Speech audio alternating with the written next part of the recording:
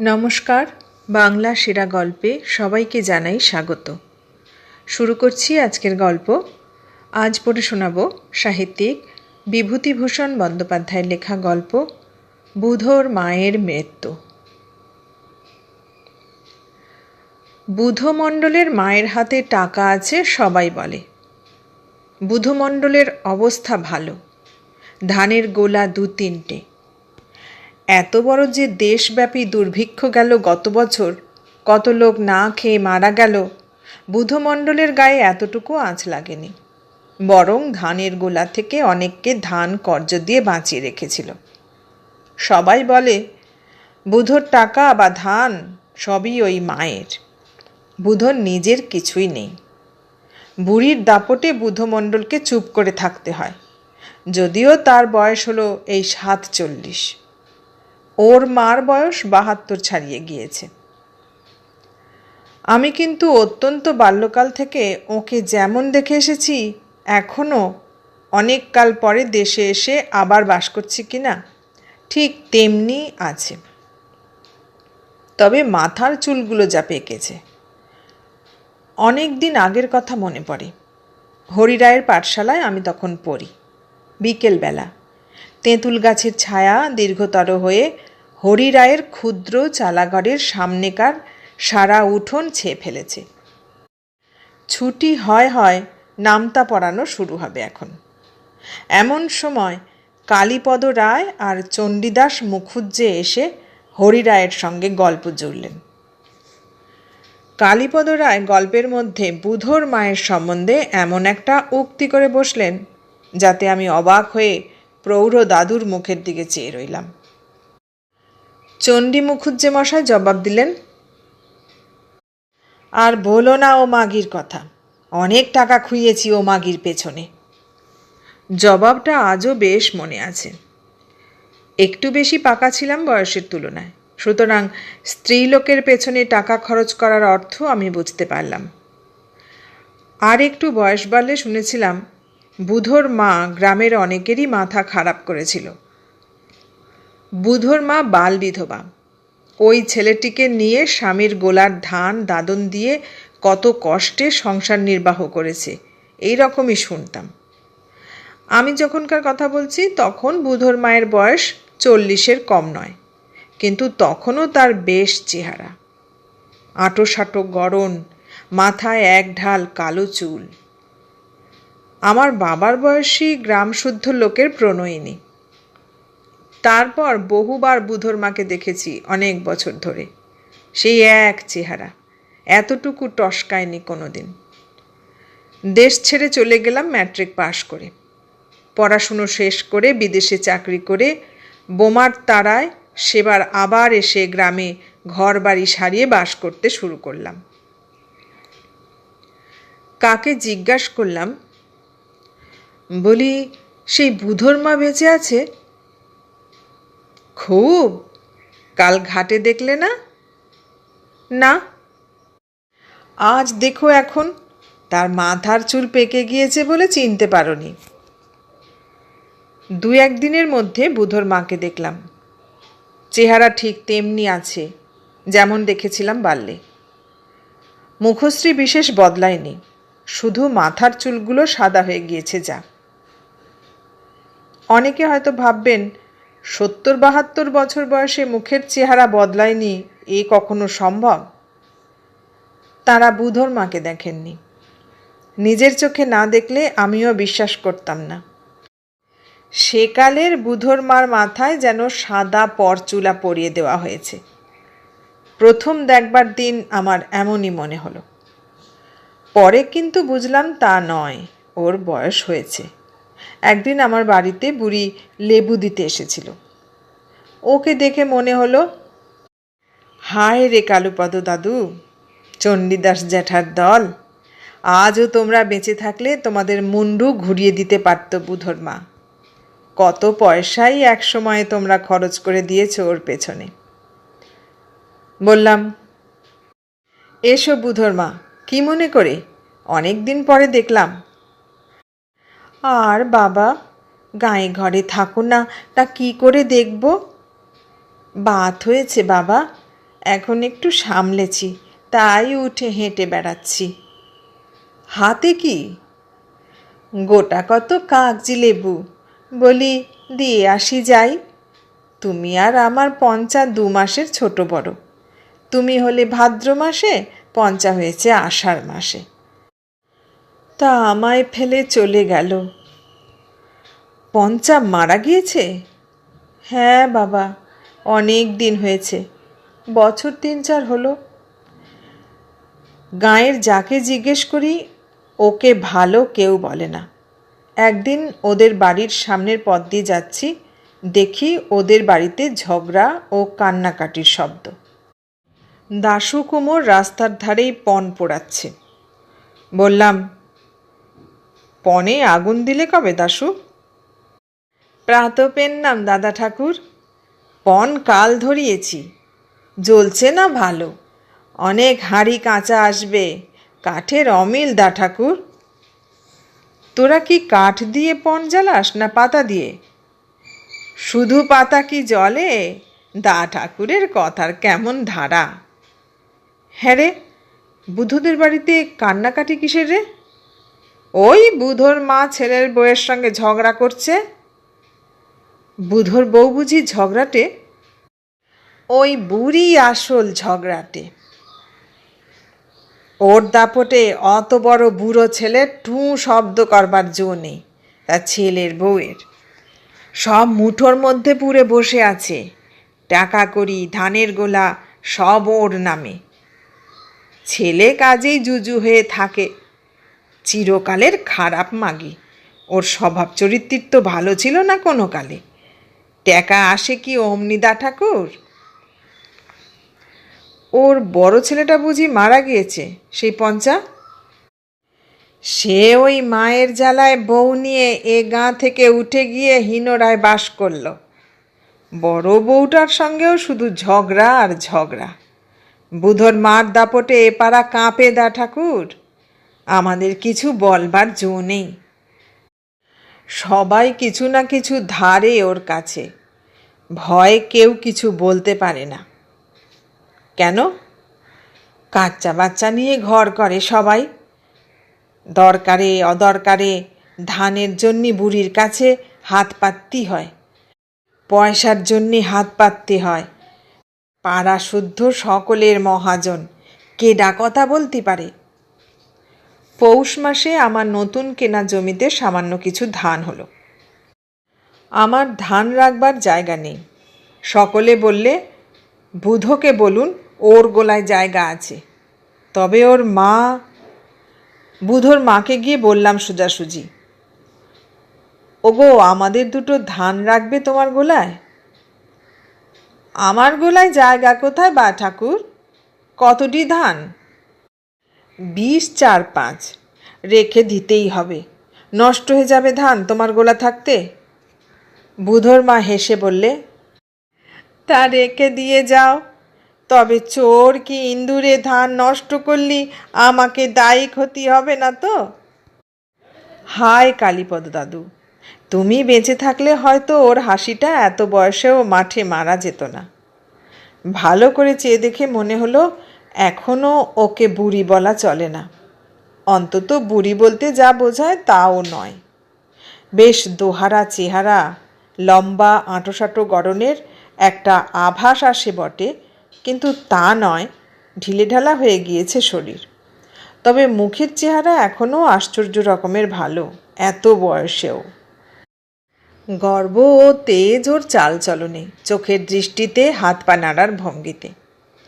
খুব বড় জমিদারি থাকলে ও দাপটের ওপর জমিদারি চালাতে পারত রানী চৌধুরানীর মতো। হয়তো ক্যাথরিন দি গ্রেট কিংবা এলিজাবেথ হতে পারত রাজ্য সাম্রাজ্যের অধীশ্বরী হলে। লুক্রেশিয়া বর্জিয়ার মতো নিষ্ঠুর আলো ওর চোখে এখনও খেলে, চোখ দেখে মনে হয়। কিন্তু আমার ওপর ও কেন এত প্রসন্ন হয়ে উঠল কে জানে। আমার ধানগুলো গোলায় তোলবার সময় চমৎকার করে গোবর দিয়ে ল্যাপা পোঁছা উঠোনে 2-10টা ধান যা ছড়িয়ে পড়েছিল নিজের হাতে ঝাড়ন দিয়ে ঝাঁট দিয়ে খুঁটে খুঁটে তুলতে লাগলো। বললে, এসব গোলায় তুলে রাখো বাবা ঠাকুর, লক্ষ্মীর দানা নষ্ট করতে আছে, তুলে রাখো যত্ন করে। দাঁড়াও, আরও দুটো এইদিকে ছড়িয়ে আছে, পোড়ার মুখোগুলো কি করে যে ধান তোলে, সব ঠেলা মারা কাজ। মন দিয়ে কি কেউ কাজ করে এ বাজারে? অনেক দিন পরে আবার ওকে দেখে ছেলেবেলার কথা মনে পড়ে, ভালোই লাগে। আমি বললাম, তীর্থধর্ম করেছ? বুড়ি জিভ কেটে বললে, সে ভাগ্যে কি আমার হবে বাবা ঠাকুর? কেন, গেলেই হয়, পয়সা কড়ির যা হোক অভাব তো নেই। কে বললে বাবা ঠাকুর? পাড়ার মুখ পোড়া মুখ পুরীরা আমার নামে লাগায়, পয়সা কনে পাবো? দেখো, সে তোমার ইচ্ছে। আচ্ছা, এ গাঁ ছেড়ে কখনো কোথাও গিয়েছ? গঙ্গা স্নান করতে গিয়েছিলাম কালীগঞ্জে। আড়ংঘাটার যুগল কিশোর দেখনি? না বাবা, একবার ও পাড়ার বিনু ঘোষের শাশুড়ি ঘোষপাড়ার সতী মায়ের দোলে নিয়ে যেতে চেয়েছিল, তা আমার পায়ে ফোড়া হয়ে সেবার যাওয়া ঘটল না অদ্দেষ্টে। অনেক দিনের কথা, তখন আমার ৪৫ বছরের। ক বছর হলো বাবা? তা হয়েছে প্রায় ৪০ বছর। এবার কোথাও যাব ভাবছি। চিরজন্ম কেটে গেল এই বাঁশবাগানের ডোবা আর গাঙের ঘাটে, আর মুচিপাড়ার মাঠ আর গোয়াল গোবর নিয়ে। এইবার একটু দেশটা বিদেশটা দেখব। এর পরের ইতিহাসটা আমার সংগ্রহ করা বুধো মণ্ডলের শালীর বড় ছেলে ও তার খুড় শাশুড়ির কাছ থেকে, আর ও পাড়ার খুড়িমার কাছ থেকে। আমি নিজে জ্যৈষ্ঠ মাসে পুরী থেকে এসেছি। চটক পাহাড়ের ওপাশে নির্জন সমুদ্রবেলায় ঝাউবনের সঙ্গীত ও উদয়গিরি খণ্ডগিরির শোভা, প্রাচীন যুগের তপস্বীদের আশ্রমগুলির ছবি আমার মনে যে স্বপ্ন এঁকে দিয়েছে, তখনও তাতে বিভোর হয়ে আছি। এমন সময় ও বাড়ির খুড়িমা এসে বললেন, ও মা, পুরী থেকে চলে এলে তুমি? আমি যে যাচ্ছি হ্রদ দেখতে। তা কি করে জানবো খুড়িমা? চিঠি দিলেন না কেন পুরীর ঠিকানায়? তখন কি ঠিক ছিল বাবা? কাল বসে ঠিক করলাম, আমি যাব আর বোষ্টম বউ। আমার সঙ্গে যদি যেতেন। আপনারা কখনো পুরী যাননি, বিদেশেও বেরোননি, একা যাওয়া এত দূর, বিপদে না পড়েন। তুমি বাবা তোমার জানাশুনো লোককে চিঠি লিখে দাও, পাণ্ডাদেরও চিঠি লেখো। সব বন্দোবস্ত করে চিঠিপত্র দিয়ে গ্রাম সম্পর্কের খুড়িমাকে পুরীতে রওনা করে দিলাম। দিন 15 কেটে গেল। একদিন কুমোরপাড়ার পথ দিয়ে বিকেলে আসছি, হঠাৎ সামনে পড়ে গেল বুধো মণ্ডল। আমি বললাম, কিরে, তোর মা ভালো আছে? প্রাতপের নাম। আজ্ঞে বাবু, মা তো ছিক্ষেত্তর গিয়েছে। সে কি, তোর মা গিয়েছে? কই জানি না তো, কার সঙ্গে? আমার শালির ছেলে আর এক খুড় শাশুড়ি গেল কিনা রথে, তাদেরই সঙ্গে। তা তো শুনিনি। ওপাড়ার খুড়িমা মানে রামের মা আর শশী বৈরাগীর স্ত্রী, ওরা গেল সেদিন। ওরা একসঙ্গে? সে বাবু আমরা শুনিনি। তাহলে তো ভালোই হতো। কিন্তু যোগাযোগ ঠিকই ঘটেছিল। ভুবনেশ্বরের বিন্দু সরোবরের তীরে বাঁধা ঘাটের সোপানে খুড়িমা সিক্ত বসনে কাপড় ছাড়বার ব্যবস্থা করছেন। হঠাৎ অল্প দূরে কাকে দেখে তিনি অবাক হয়ে সেদিকে চেয়ে রইলেন। পাশেই ছিল বোষ্টম বউ। তাকে বললেন, হ্যাঁ গা বোষ্টম বউ, ও কে দেখো তো, আমাদের গাঁয়ের বুধোর মা না? শশী বৈরাগীর বউ চোখে কম দেখে। সে বললে, না মা ঠাকরুন, বুধোর মা এখানে কনে থেকে আসবে? আপনি যেমন। এগিয়ে দেখো না বউ, আন্দাজে মারলে হয় না। ও ঠিক বুধোর মা, যাও গিয়ে দেখে এসো। বুধোর মা হঠাৎ সামনে সগ্রামের বোষ্টম বউকে দেখে হাঁ করে রইল, নিজের চোখে বিশ্বাস করতে পারলে না। বষ্টম বউ এগিয়ে বললে, বলি দিদি নাকি? ও মা, আমার কি হবে? তাই বামুন মা বললে। বুধোর মায়ের আড়ষ্ট ভাব তখনও কাটেনি। বললে, কে? বামুন মা আমাদের, রামবাবুর মা, ওই যে ভিজে কাপড় ছাড়ছেন ওখানে। তোরা কবে এলি? বামুন দিদি কবে এলেন? ও মা, আমি কনে যাব? কি কাণ্ড! তাই তো, তোরা আসবি আমাকে তো বললি নে কিছু। তুমি এলে কাদের সঙ্গে? তা কি করে জানবো যে তুমি আসবে? খুড়িমা ইতিমধ্যে কাপড় ছেড়ে এগিয়ে এসেছেন। সুদূর বিদেশে নিজের গ্রামের লোকের সঙ্গে অপ্রত্যাশিতভাবে পরস্পর দেখা হওয়া এ যাদের ভাগ্যে না ঘটেছে তারা এর দুর্লভ আনন্দের এক কণাও উপলব্ধি করতে পারবে না। বিশেষ করে এরা কখনো বিদেশে বেরোয়নি, এই সবে বিদেশে পা দিয়েই এ ধরনের ঘটনা। খুড়িমা একগাল হেসে বললেন, ও মা, আমি কোথায় যাব? তুমি কবে এলে গা? বুধোর মা বললে, কি ভাগ্যি করলাম বামুন দিদি, তীর্থস্থানে আপনার সঙ্গে দেখা হয়ে যাবে। কি আশ্চর্য কাণ্ড! কবে এলেন বামুন দিদি? পরস্পর আলাপ আপ্যায়নের পর বিস্ময়ের প্রথম বেগ কেটে গেলে সবাই পরামর্শ করে ঠিক করলে এখন থেকে ওরা একসঙ্গে থাকবে সবাই। সেদিন একই ধর্মশালায় সবাই গিয়ে উঠল, মন্দির দর্শন করল। পরদিন সকালে একত্র গরুর গাড়িতে খণ্ডগিরি উদয়গিরি যাত্রা করলে। এর পরবর্তী ইতিহাস খুড়িমা বা তাদের অন্যান্য সঙ্গীদের কাছ থেকে সংগ্রহ করা। খুব সকালে রওনা হয়ে ওরা বেলা 7টার সময় খণ্ডগিরি উদয়গিরির পাদদেশে বনানী কুঞ্জে পৌঁছে গেল। খুড়িমা লেখাপড়া জানতেন, দু একখানা মাসিক পত্রিকায় খণ্ডগিরির বিবরণও পড়েছিলেন। তিনি সঙ্গিনীদের সব বুঝিয়ে দিতে লাগলেন। বুধোর মা কখনো পাহাড় দেখেনি জীবনে। এবার পুরী আসবার পথে বালেশ্বর ছাড়িয়ে পাহাড় প্রথম দেখে অবাক হয়ে যায়। উদয়গিরি আরোহণ ওর জীবনে এই প্রথম পাহাড়ে ওঠা। খুড়িমার মুখে এ গল্প শুনতে শুনতে আমি চোখ বুজে অনুভব করবার চেষ্টা করছিলাম। মাত্র একদিন আগে যে উদয়গিরির উপরকার নির্জন বনভূমিতে আমি আমার এক সাহিত্যিক বন্ধুর সঙ্গে অমনি এক সুন্দর মেঘমেদুর প্রভাতে বসে বসে বনবিহঙ্গ কাকলির মধ্যে বহু শতাব্দী পারের সঙ্গীত শুনেছিলাম, সেখানে গিয়ে বুধোর মায়ের মনের সে ভার্জিন আনন্দ। সমতল পাষাণ চত্বরের মতো শৈলশিখর, যেন প্রকৃতির তৈরি পাষাণ বেদী। কত বন্য লতাপাতা, কুচিলা গাছের জঙ্গল, কত গুহা, কত কারুকার্য, কত যক্ষ যক্ষিণী, কত নাগ নাগিনী, পাষাণে পাষাণে মৌন অতীতের কত মুখরতা। বুধোর মা বলে উঠল, কি চমৎকার পাথরের বাঁধানো ঠাঁই বামুন দিদি! আমাদের গায়ে শুধু কাদা আর ধুলো। কত ভাগ্যি করলি তবে এসব জায়গায় আসা যায়।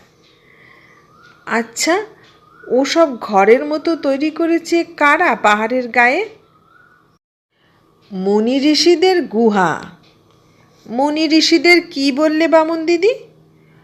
গুহা মানে থাকবার ফোকর। কে করেছে সব? গভর্নমেন্টও? সেকালে রাজা রাজরারা তৈরি করেছেন। এসব দেখলি চোখ জুড়োয় বামুন দিদি, কখনো দেখিনি এসব। পৃথিবীতে যে এমন সব জিনিস আছে তা কখনো জানতাম না। জানবই বা কী করে? চিরকাল বাঁশবন, ডোবা আর গরুর গোয়াল, এই নিয়ে আছি। নামবার পথে একটি ফর্সা স্ত্রীলোককে একটি ঘরের দোরে দাঁড়িয়ে থাকতে দেখে ওরা সেখানে গেল। খুড়িমা বললেন, আপনার এখানে ঘর? স্ত্রীলোকটি উড়িয়া ভাষায় বললে, হ্যাঁ, নিজের ঘর, তোমরা কোথায় যাবে? হ্রদ দেখতে এসেছি বাংলাদেশ থেকে। এখানে খাবার কিছু পাওয়া যায়? আমি মুড়ি বিক্রি করি, আর আচার আছে, লঙ্কার আমের কুলের। কী রকম আচার দেখি? স্ত্রীলোকটি ঘরের ভিতর থেকে যা হাতে করে এনে দেখালে সে কতকগুলো নুন মাখানো আমের টুকরো এবং কুল। খুড়িমা বা তাঁর সঙ্গিনীরা সেসব পছন্দ করলে না। পথে আসবার সময় খুড়িমা বললেন, ওমা, ওর নাম নাকি আচার। আমসি আর শুকনো কুল, ওর নাম নাকি আচার। এখানে আচার তৈরি করতে জানে না বাপু। বুধোর মা তো আচার দেখে তখন হেসেই খুন হয়েছিল। বললে, না একটু তেল, না একটু গুড়, না দুটো মেথি কি কালো জিরে, আচার বুঝি অমনি হয়? আপনারা যেমন খান, আমাদের তো তা কিছুই হয় না, তাও ওদের চেয়ে ভালো হয়। ভুবনেশ্বর স্টেশনে বিকেলে ওরা এলো পুরী প্যাসেঞ্জারের জন্যে। ট্রেনের তখনও দেরি। দক্ষিণ দিক থেকে সমুদ্রের অবাধ হাওয়া বইছে প্ল্যাটফর্মে। শেষ রাত্রে উঠে ভুবনেশ্বর যেতে হয়েছিল। বুধোর মা ঘুমিয়ে পড়ল সেখানে কাঁথা পেতে। 2 ঘন্টা পরে ওদের প্রথম সমুদ্র দর্শন হলো পুরীতে। আষাঢ় মাসের দিন, তখনও সন্ধ্যা হয়নি। পান্ডা বললে, দেখুন মা। বুধোর মা অবাক হয়ে দাঁড়িয়ে রইল সমুদ্রের ধারে। নীল সমুদ্র ধুধু করছে যত দূর দেখা যায়। ফেনার ফুল মাথায় বড় বড় ঢেউ এসে আছাড় খেয়ে পড়ছে বালুবেলায়। দক্ষিণে বামে সামনে অকুল জলরাশি। খুড়িমা, বৈষ্ণবউ, বুধোর মা সকলেই নির্বাক নিস্পন্দ। খুড়িমার যেন কান্না আসছে। কতক্ষণ পরে ওদের চমক ভাঙল। বুধোর মা আঙুল দিয়ে দেখিয়ে বললে, ই কি কাণ্ড বামুন দিদি, এমন কখনো ঠাওর করিনি গায়ে থাকতি। খুড়িমা বললেন, তাই বটে। বুধোর মা বললেন, উহ রে জল। খুড়িমা বললেন, তাই। কেউই চোখ ফেরাতে পারছিল না সমুদ্রের দিক থেকে। ভেবে ভেবে বললে বুধোর মা, আচ্ছা বামুন দিদি, ওপারে কি গা? খুড়িমা বললেন, ওপারে? ওপারে লঙ্কা দ্বীপ।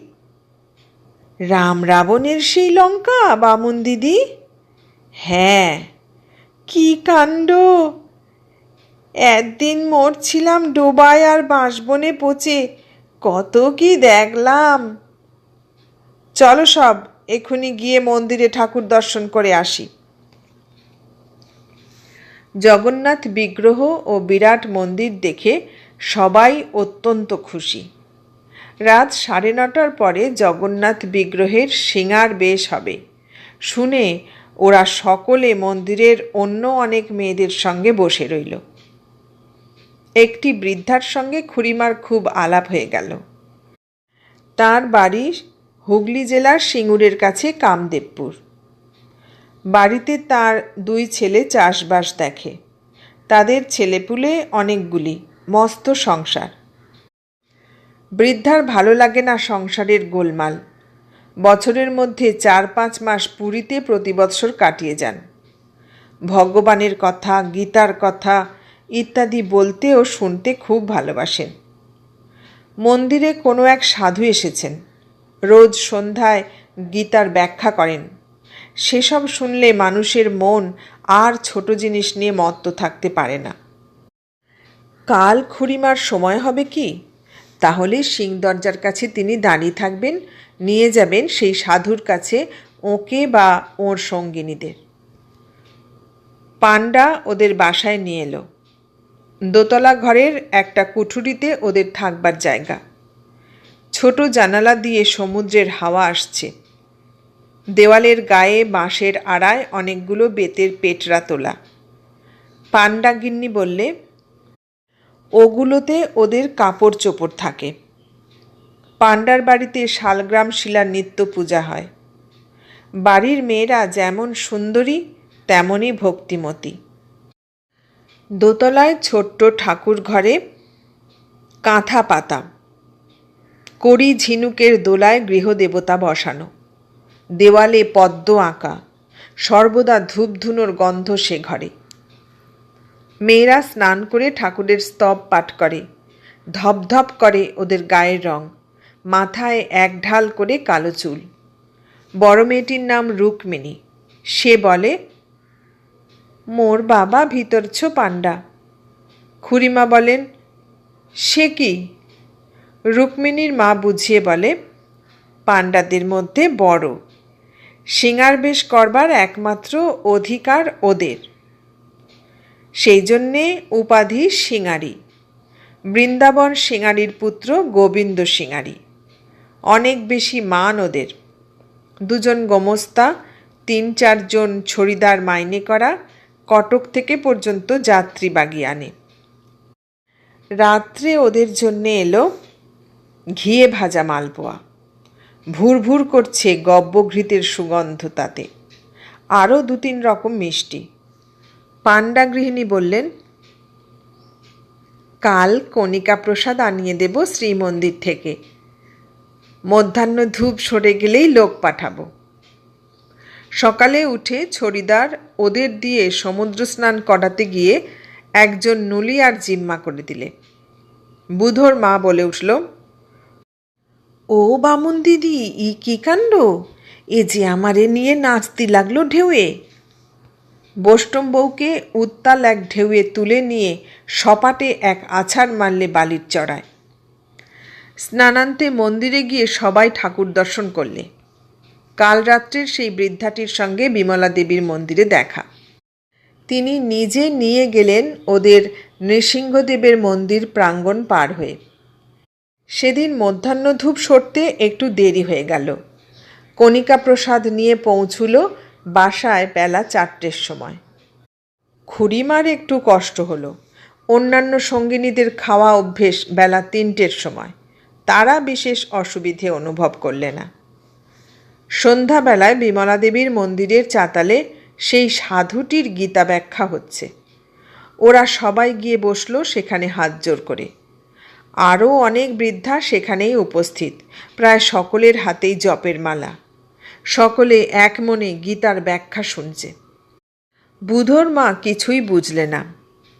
2-4 বার যে বোঝার চেষ্টা না করলে এমন নয়, কিন্তু কি যে বলছেন উনি, যদি একটা কথার অর্থ সে বুঝে থাকে। তবুও তার চোখ দিয়ে জল এলো, কোনো কারণে নয়, এমনি। কেমন সুন্দর কথা বলছেন উনি, মুনি ঋষিদের মতো চেহারা। কত বড় উঁচু মন্দির বাবা! ওই কেমন একটা লাল শাড়ি পরা মেয়ে দাঁড়িয়ে আছে। আচ্ছা, কত টাকা খরচ হয়েছে না জানি এই মন্দির তৈরি করতে? পাশের একজন বৃদ্ধাকে সে ভয়ে ভয়ে জিজ্ঞেস করলে, মন্দিরটা কারা তৈরি করে এলো মা? বৃদ্ধা এক মনে শুনছিলেন। বিরক্ত হয়ে বললেন, আহ, এক মনে শোনো না বাপু। বুধোর মা অপ্রতিভ হয়ে বললে, না, তাই শুধোচ্ছিলাম। ওদিক থেকে কে ধমকে উঠল, আহ! আর একজনকে টিপ্পনি কাটলে, শুনতে আসে না তো, কেবল গল্প করতে আসে। বুধোর মার বড় রাগ হয়ে গেল। একটু কথা বলবার জো নেই বাবা! মাগিদের যদি একবার পেতাম আমাদের গায়ে, তবে দেখিয়ে দিতাম। পরক্ষণেই সে রাগ সামলে গেল। না না, সে মহাপাপী। জগন্নাথ প্রভু দয়া করে তাকে এনেছেন এখানে, নইলে তার কি সাধ্যি সে এখানে আসে? মন্দিরে এসে রাগ করতে নেই। কেমন সুন্দর জায়গা, কত সব ভালো লোক, কেমন ভালো কথা। এসব কথা কেউ তাদের গায়ে বলে? ওরকম বুড়ো তো কতই আছে, নলে জেলের বাবা কেদার, কাকতারানো পাঁচু, শ্যামাযুগী, বেহারি কুমোর। আরও 2-1টার নাম মনে আসতে সে তাড়াতাড়ি চেপে গেল। ওসব কিছু নয়, মুখে মারো ঝাঁটা মুখ পোড়াদের। এতকাল সে কোথায় কোন গর্তে পড়েছিল! কি চমৎকার জায়গা! কি পুণ্যের জায়গাতে জগন্নাথ দয়া করে তাকে এনে ফেলেছেন। গীতার ব্যাখ্যা শেষ হয়ে গেলে সবাই যখন চলে আসছিল তখন সে আবার কাকে জিজ্ঞেস করলে, আচ্ছা, মন্দিরটা কে তৈরি করেলো মা ঠাকুরন? বিশ্বকর্মা। বটে? বুধুর মা আবার অবাক হয়ে কতক্ষণ মন্দিরের দিকে চেয়ে রইল। খুড়িমা পিছন থেকে বললেন, ও বুধর মা, অমন কথা বলতে আছে শাস্ত্রপাঠের সময়? ছি, আর অমন করো না। রাত্রে বাসায় এসে বুধর মায়ের উৎসাহ কি! বললেন, ও বামুন দিদি, বড্ড ভালো লাগছে আমার। যে কটা টাকা হাতে আছে তীর্থিধম্মেই খরচা করব। কি ভাগ্যি ছিল আমার যে এখানে এনেছেন জগন্নাথ।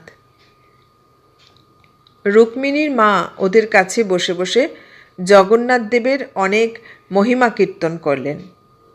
কলিকালের জাগ্রত দেবতা জগন্নাথ, যে যা কামনা করে তাই তিনি পূর্ণ করেন। কলিকালে অন্ন ব্রহ্ম, অন্নদান মহাসেবা। তাই তিনি শুধু অন্ন বিতরণ করছেন দু হাতে। যে যেখানে ক্ষুধার্ত আছে সকলকে শুধু পেট ভরে খাওয়াচ্ছেন তিনি। ধ্যান ধারণা তপস্যা এসব শিখে তুলে রাখো। অন্ন বিলও, শুধু অন্ন বিলও। অন্নদান মহাযজ্ঞ। বুধর মা এ কথাটা কিছু কিছু বুঝতে পারে। গত বছর বর্ষাকালে যখন লোকে না খেয়ে মরছে তাদের গায়ের আশেপাশে, তখন নিজের গোলা থেকে সে মুচিপাড়ার 17 জন লোককে বিনা বাড়িতে 9-20 ধান কর্জ দিয়েছিল। কেউ কেউ বলেছিল, মুচিদের ধান কর্জ দিলে বুধর মা, ওদের লাঙল নেই, জমি নেই, কর্জ শোধ দেবে কি করে?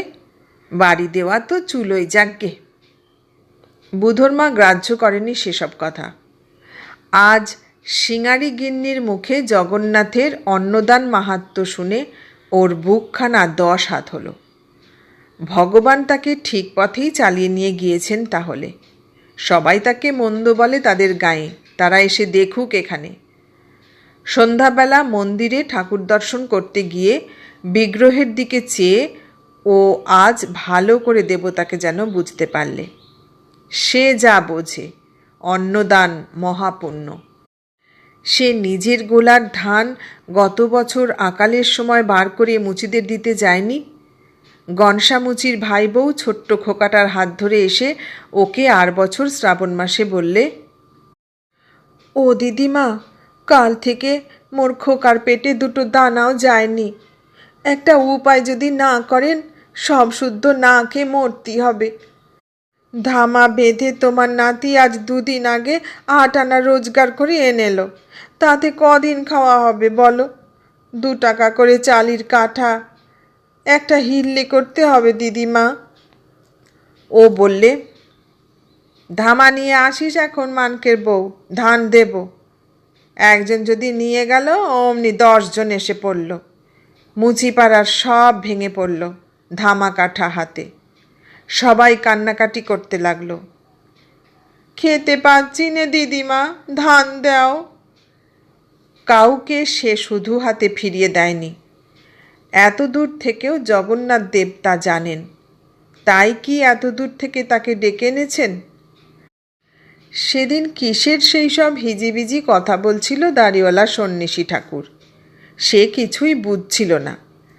আজ জগন্নাথের কথা সে ঠিক বুঝতে পেরেছে।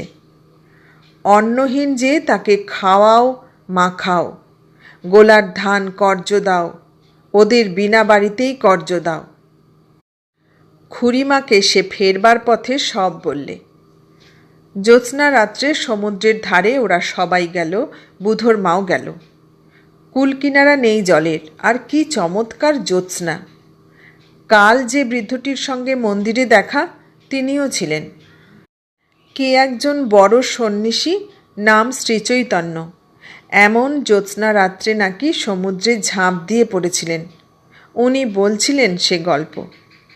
না, সে নিজে কখনো ওদের নামও শোনেনি। অজপাড়া গায়ে বাড়ি, কে ওদের নাম শোনাচ্ছে? সে জানে পায়রাগাছি ফকিরের নাম। পায়রাগাছির ফকিরও মস্ত সাধু। সেবার তার একটা গাই গরু কি খেয়ে হঠাৎ মরে যায় আর কি। সবাই বললে পায়রাগাছির ফকিরের খুব ক্ষমতা। বুধোকে সেখানে পাঠানো হলো।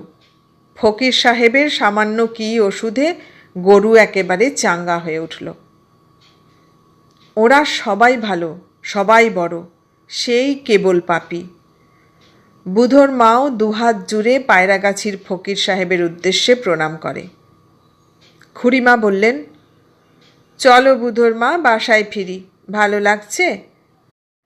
পাপ মুখে আর কি করে বলি বামুন দিদি, ইচ্ছে হচ্ছে জগন্নাথের পায়ে চিরজন্ম পড়ে থাকি।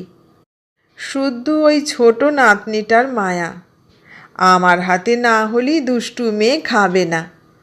এখন বসে বসে তার কথাটাই বড্ড মনে হচ্ছিল। আহা, কদিন মুখটা দেখিনি। বুধোর মা আঁচলে চোখ মুছলে। সে রাত্রে শুয়ে বুধোর মা ছটফট করছে। অনেক রাত্রেও কাতরাচ্ছে দেখে খুড়িমা ও বোষ্টম বউ ওকে ডাক দিলেন। দেখা গেল ওর বড্ড জ্বর হয়েছে। জ্বরের ঘোরে অজ্ঞান হয়ে গেল বুধোর মা। সেদিন ভুবনেশ্বর স্টেশনের প্ল্যাটফর্মে হোঁচট খেয়ে পড়ে গিয়ে হাঁটুর খানিকটা কেটে যায়। সেই কাটা জায়গাটা বিষিয়ে উঠেছে পরদিন দেখা গেল। জ্বর কমে না দেখে ডাক্তার ডেকে দেখানো হলো। শেষ পর্যন্ত ডাক্তারের পরামর্শে রোগীকে হাসপাতালে দেওয়া হলো। 3 দিন পরে, রথের আগের দিন, বুধোর মার অবস্থা খুব খারাপ। খুড়িমা, বোষ্টম বউ, গ্রামের সবাই ঘিরে বসে, এমনকি সেই বৃদ্ধা পর্যন্ত। কখনো কখনো জ্ঞান হয়, কখনো আবার অজ্ঞান হয়ে যায়। ডাক্তার বলছে অবস্থা ভালো নয়। খুড়িমা বললেন, ও বুধোর মা, কেমন আছো? ভালো না বামুন দিদি। বাড়ি যাবে? শরীরটা সেরে উঠলি চলুন যাই বামুন দিদি। ছোট নাতনিটার জন্যে মনটা কেমন করছে। ভক্তিমতী বৃদ্ধাটি বললেন, ভগবানের নাম করো দিদি, বলো হরে কৃষ্ণ কৃষ্ণ কৃষ্ণ হরে হরে। ওসব চিন্তা ছেড়ে দাও। রাত 12টার সময় আর একবার জ্ঞান হলো ওর।